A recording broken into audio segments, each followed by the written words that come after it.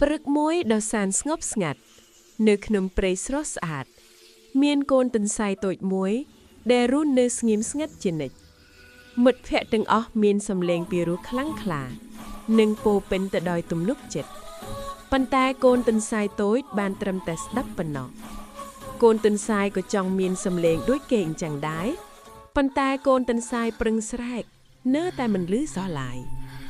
កូនទន្សាយមានអារម្មណ៍ថាខ្លួនតូចហើយសម្លេងមិនឮទៀតពិបាកចិត្តខ្លាំងណាស់កំពុងតែខូចចិត្តធម្មជាតិបានបង្ហាញកូនទន្សាយថាសម្លេងមិនឮមិនមែនជាបញ្ហានោះទេ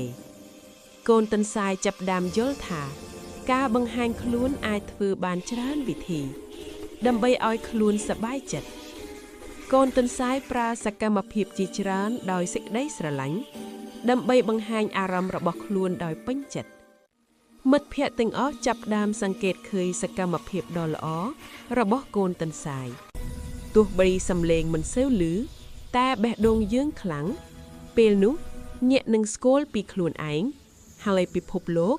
នឹងស្រស់បំព្រងជានិច្ច